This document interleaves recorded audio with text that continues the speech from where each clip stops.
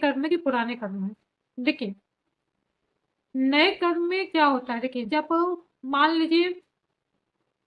एक रेपिस्ट है, ठीक है, उसने एक बार रेप किया, ठीक है,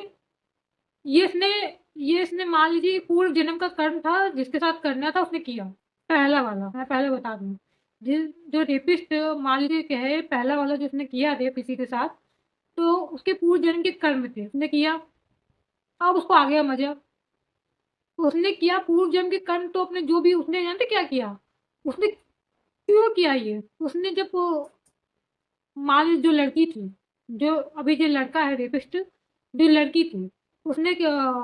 उसने कभी मान लीजिए इसके साथ कुछ गलत किया होगा, ठीक है, ऐसा मैं मान नहीं सकती कि बिना गलत किए हुए किसी के साथ कुछ गलत हो जाए,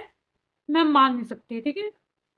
तो उसने किया होगा। तो ये जो लड़की के मन में है, जो कभी लड़की रहा होगा, तो उसके मन में ये भावना आ गई होगी, मैं भी किसी इसी तरह इसको तड़पाऊंगा, ठीक है, मैं भी इसी तरह इसको तड़पाऊंगा, सॉरी उसे, मैं भी इसी को इसी की तरह तड़पाऊंगा, तब इसको समझ में आएगा क्या होता है। मरते मरते मान लीजिए ऑन द स्पॉट,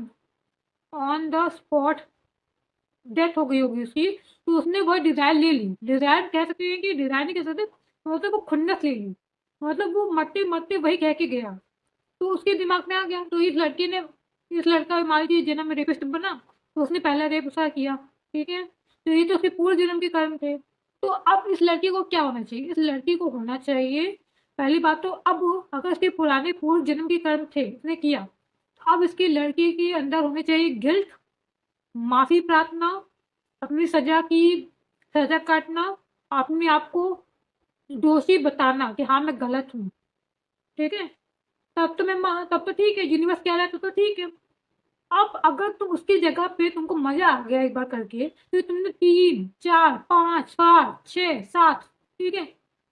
ये तो तुम्हारा पूर्व जन्म का कर्म था, ठीक है, तुमने काटा हो ना, तो तुम्हें उसके लिए गिल्ट हुआ, ना तो तुम्हें उसके लिए कोई वो माफी जैसा फील हुआ, और तुम बन गए राक्षस, तुम बन गए राक्षस, ठीक है, फिर तुमने 10 किया, जहां तुम्हारा एक कर्म बनता था, वहां तुमने 10 कर्म अपने क्रिएट किए, ठीक है, तो जो 9 कर्म तुमने किए,